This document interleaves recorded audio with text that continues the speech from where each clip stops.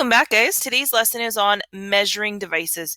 Now, at the start of the measurement and surface area unit, usually we start off by talking about the measurement systems and reference. And I skipped over that lesson just so that we could get straight into the unit conversions and so on. And so this is just kind of a step back to where we would normally start with our unit. So first of all, I want to give you a real quick history here on measurement. Now, normally I would read this book or we'd go through this book, but I can post a link in Google Classroom. It just kind of it's a picture book, but it kind of goes through sort of where the imperial system sort of started. And so before we actually had measuring devices, before we had measuring tools that were created, people often used common objects or as a point of reference for measurement. For example, an inch is about the width of or the distance from our the tip of our thumb to our first knuckle joint. The width of a pinky we can use now as a referent for centimeters. But there were people who would sort of give these reference and say how far things were. Some of you might still pace out your garden. If you're planting a garden, you might use paces to kind of map out the lengths of your rows for your garden. King Henry actually declared that a yard should be defined as the distance from the tip of his nose to his outstretched finger. So you can imagine the challenge when King Henry says he wants something a yard long, and unless you've got King Henry there to measure it out, you're not going to be very accurate with your measurements. We still measure with hands when we're talking about horses. We're talking about the heights of a horse, but the hand, the actual referent for a hand, is the width of a clenched fist, and we still again use it today to talk about the heights of horses. And one hand is approximately 4 inches, but as you can imagine, different hands are going to have different sizes. And the term furlong represented the distance a team of oxen could plow without needing a rest. So before we got to the metric system, we had all of these other measurements and forms of measurement, and that was the imperial system. So when you're looking at your conversion charts, that's why when we convert between or within the imperial system, the decimals and the conversion numbers are quite strange. Whereas when we get into converting with the metric system, everything's in tens. So until we had the metric system come in, everything was kind of all over the map. And so that picture book actually goes through King Henry asking for his royal carpenter to build him a bed, and he tells him it has to be so many feet long and so many feet wide. And as you can imagine, the carpenter messes up a few times, and then they start to get into what a standard form of measurement might be. And so while it's a picture book, it is a bit of a history lesson as well. So we're going to go right into the measuring devices. Now I want you to just think about some of the measuring instruments that are used to measure length or distance in your home, your community, or your workplace, or school in some cases.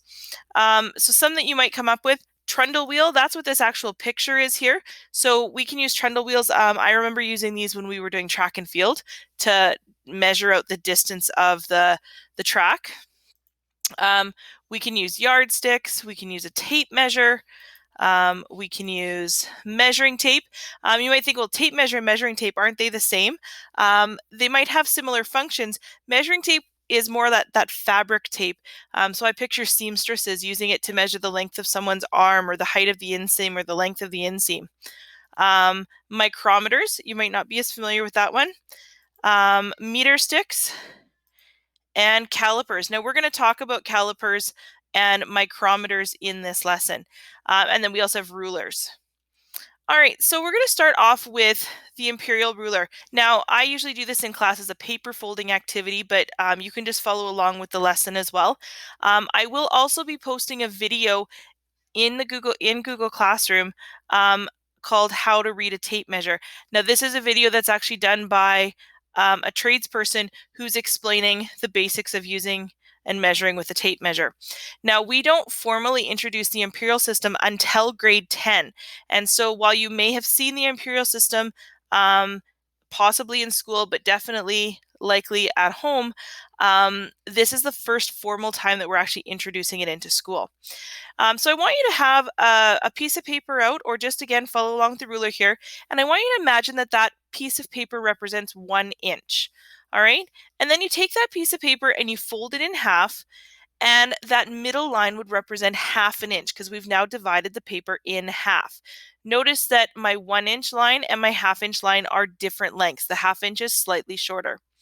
Now I want you to fold that piece of paper in half again, and we're going to have 4 sections. 1, 2, 3, 4 sections. So this line here is going to represent a quarter. Now fold that piece of paper in half again. We have 8 sections, so the next smallest line represents an eighth. And as you can probably imagine, the next one would be 1/16. So when we have a ruler, we can break it into different segments. Typically, for an imperial ruler, we can break it into 16ths. We can also break it into eighths or 32nds. This particular ruler is divided into 16ths. So when you're working with a ruler or a tape measure, the first thing you need to do is figure out how it's broken down. And so if I count my lines here, 2, 4, 6, 8, 10, 12, 14, 16, I know this is broken into 16ths. So this would be 1/16, 2/16, 3 and 4/16, and so on. But if you remember, when we reduce fractions into lowest terms, we don't say 4/16, we would say 1/4. So knowing that this is the half line means that this is 0, half, 1. This would be 1.5. If this is the eighth line, then this is 1/8, 2/8, 3/8, 4/8, 5/8, 6/8, and 7/8. Now it just so happens that 3/8 is just 3/8, but 2/8 is actually 1/4. So if you know what your lines represent, then you can do your measurements quite quickly. If I know this is a quarter line and I land right here, well, that's 1, 2, 3/4.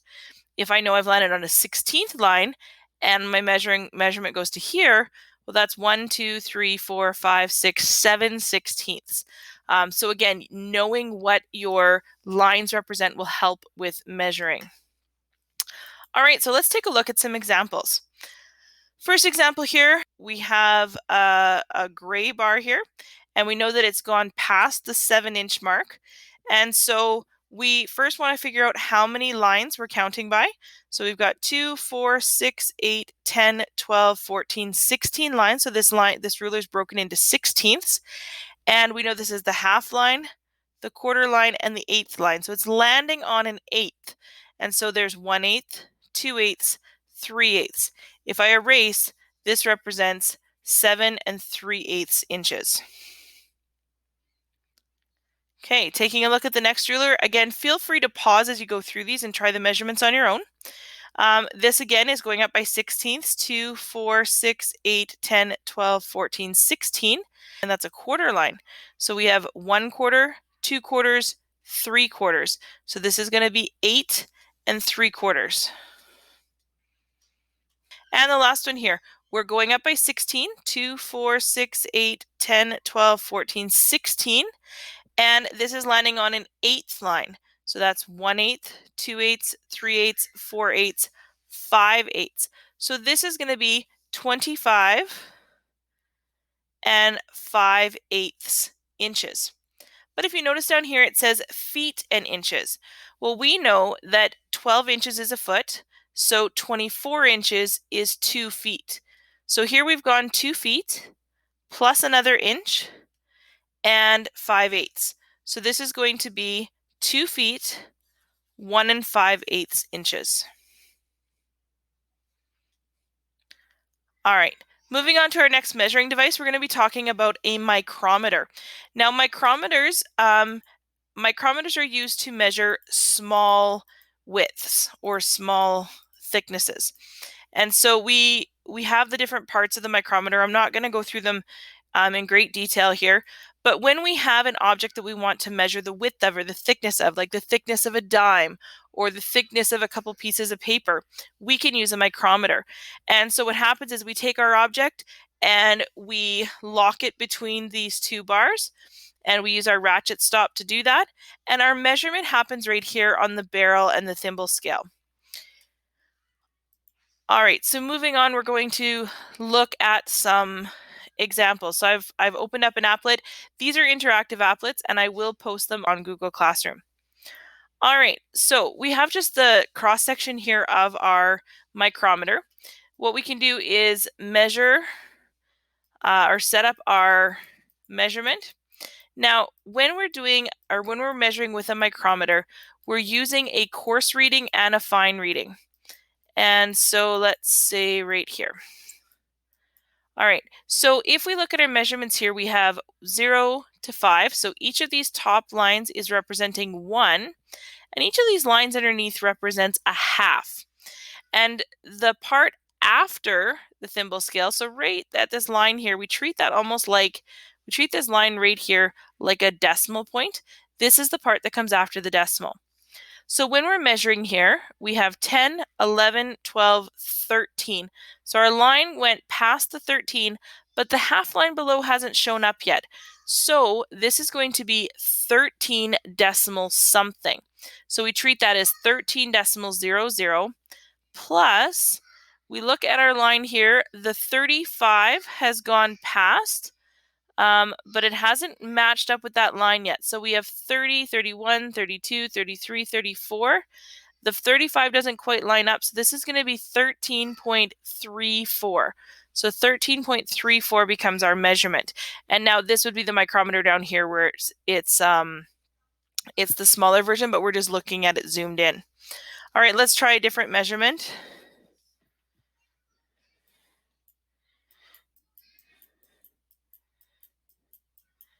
All right, we've got another one here that hasn't passed the half line. All right, so we have 10, 11, 12. The half line hasn't shown up yet, so it's going to be 12 decimal something. And notice the 0.45 lines up perfectly, so we end up with 12.45. Now, what happens if that half line has already shown up? Well, if that half line has already shown up, then what we have is 10, 11, 12.5. So 12.5 plus 0.41 in this case, because the 41 lines up perfectly. So it would be 12.5 plus 0.41, and we get 12.91. All right, so let's take a look at some practice questions. So for our first one here, we have this one's a slightly different scale, but we're still going up by 0, half, 1, 1.5, 2, and so on. Every short line matches 1/2, and these are being measured in millimeters. Now, if we look at our measurements here, we have 10, 10.5, 11. So we've passed the 11. So this is going to be 11.00 or 11.0. And we have 15, 16, 17, 18 lines up perfectly. So it's going to be 11.00 plus 0.18 gives us 11.18 millimeters. And if we check our answer, we have 11.18 millimeters. Taking a look at the next question, we've gone 5, 6, 7. We've passed the 7.5 mark. We haven't hit 8. So 7.5 plus 35, 36, 37, 38, 39. So 0.39 gives us 7.89 millimeters.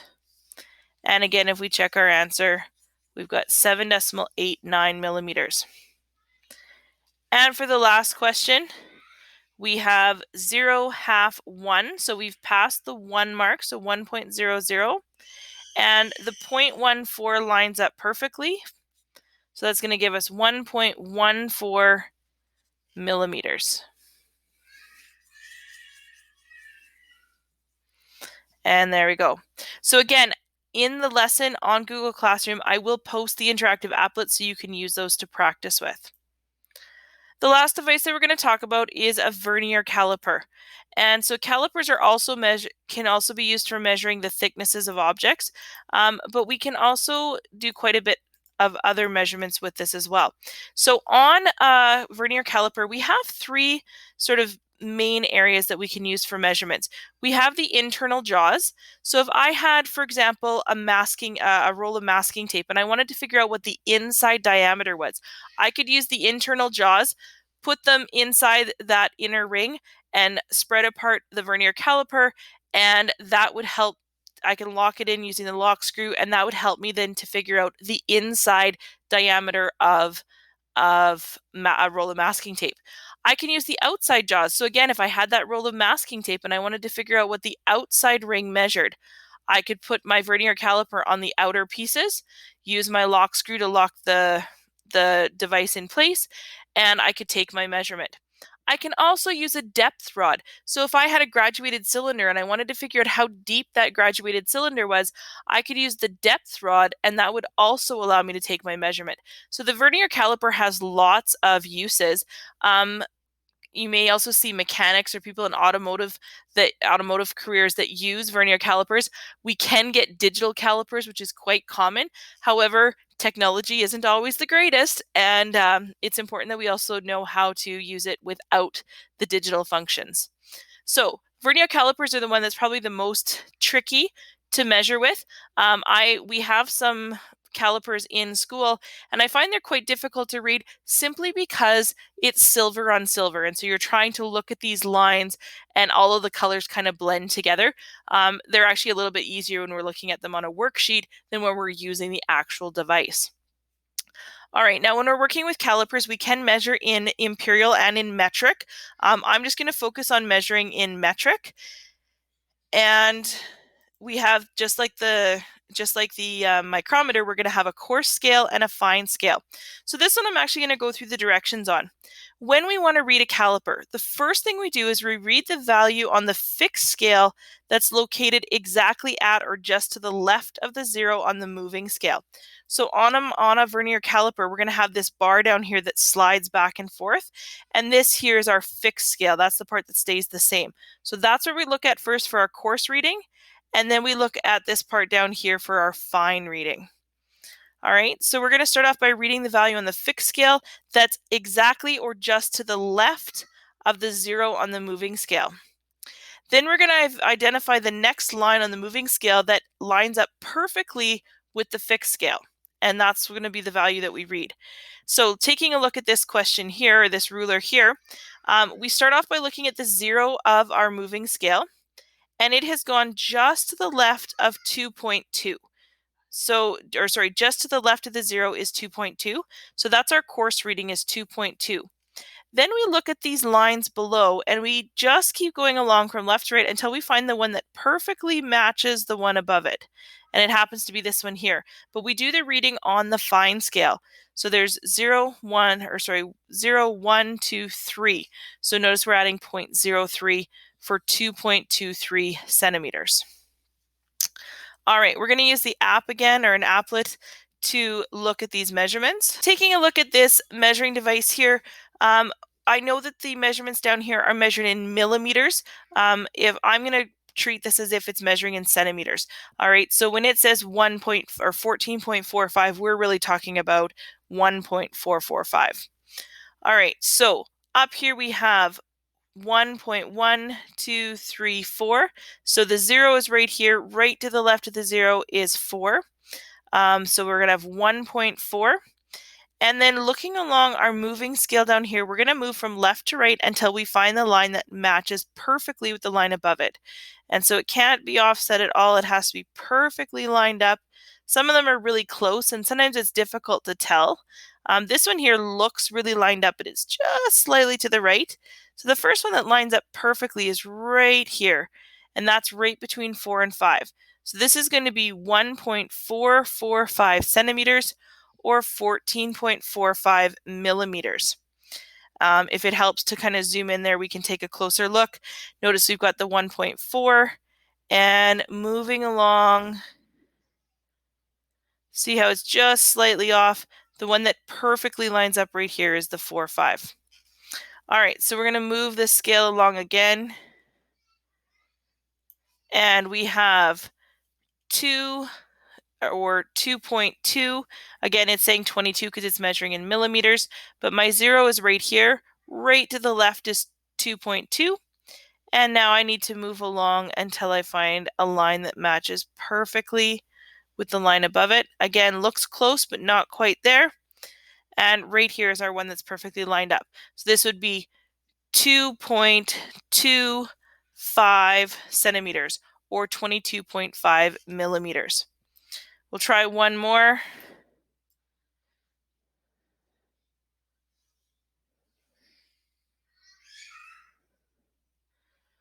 and we have 3.2, 3.2, and we're looking at what lines up perfectly.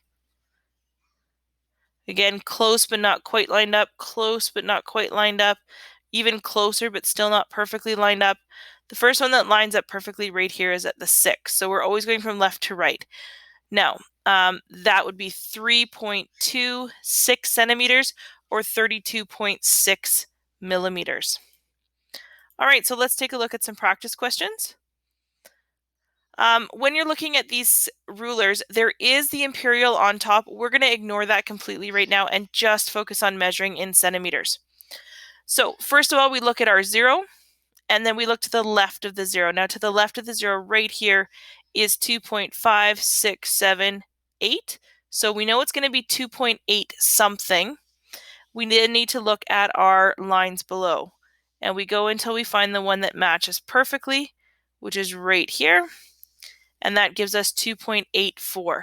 So we have 2.84 centimeters.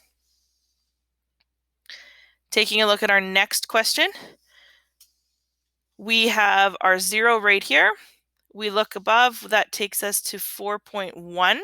So we know it's going to be 4.1 something. And now we look for the line that lines up perfectly. Well, it actually happens to be right here. And so that gives us 4.11 centimeters. Now taking a look at this question right here, I'm not going to focus on the inches too much, but we can measure in inches. So for this one here, we are looking at our 0. Our 0 lines up perfectly right here with this line. So let's count how many we're going up by. We've got 2, 4, 6, 8, 10, 12, 14, 16. So we're going up by 16ths. So this is 2. And 2, 4, 6, 8, 10, 12, 14 sixteenths or 7/8. So this is going to be 2 and 7/8 because it lines up perfectly. So 2 and 7/8 inches. If I was measuring this in centimeters, or in this case millimeters because it's going up by 70, I would have 73.0 millimeters as my measurement. All right, so let's take a look at some practice questions here. If you want to pause and try these on your own first and then come back and check your answers, that would be great. If not, just follow along as we go. So first of all, we're asked for the measuring tool. Both of these first two questions are tape measures or measuring tapes or rulers. We really can't tell just from the diagram, but any of those would be appropriate answers: ruler, measuring tape, or tape measure. For these imperial rulers, the first thing we got to do is figure out how many divisions we have between 10 and 11. And so we have 2, 4, 6, 8, 10, 12, 14, 16. 16 is going to be quite standard, but again, depending on your tape measure, you might have different breakdowns. And so we know we're going up by 16ths. That means the next largest line is going to be an 1/8. So we have 11 and 1/8 inches. Notice that when we were doing measurements with with metric, we used decimals. With imperial, we use fractions. All right, so the next question here, we're looking at our measurement. We know it's past 6. It's already past the 6.5 mark. It's going to the smallest line segment, so that's going up by 16ths. So we have 2, 4, 6, 8, 9 16ths. So this is going to be 6 and 9 16ths inches. All right, moving on to our next measuring device. These are calipers, and specifically they are Vernier calipers, as well as number 4. And we want to do our measurement in centimeters. So we have our 0. Looking to the left of that, we have 7.7, 7.7. And then we look at the line that matches perfectly with the one above it, and it looks like it's the one right here. We're going to have 7.1234, 7.74 centimeters. Looking at our next caliper, we've gone just past the 3.9 mark, so we know we're going to have 3.9.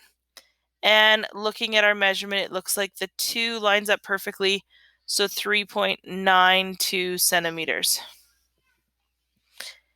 And our last two measuring devices here, we have micrometers. Now, micrometers are used to measure really small objects. If you're thinking like the thickness of a dime or the thickness of a penny, maybe you want to figure out how large your tooth is. If you've got a baby tooth coming out, that's what we might use a micrometer for. And so a hint there might be micro, so micrometer, micrometer. All right, so looking at this first one here, we do our course reading. We're going up by halves. And so we have 5, 6, 7, 8, 9. We have not passed the half mark yet, and we haven't seen the 10 come out. Again, there's 6, 7, 8, 9. So we know it's 9 point something. So I'll write it up here, 9.00 plus 441. So 9.00 plus 0.041 gives us 9.41 millimeters. And taking a look at this one here, we've passed the 5, we've passed the 5.5, but we have not made it to 6.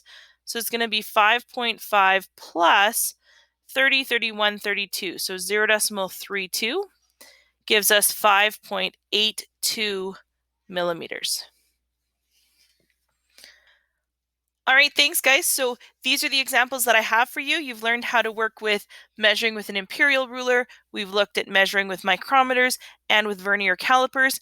I hope I've given you enough examples and practice. Again, this is just a bonus lesson. You do not have to do the questions in the review. That's completely bonus. But I hope you've learned something new today. Have a great day, and we'll see you soon.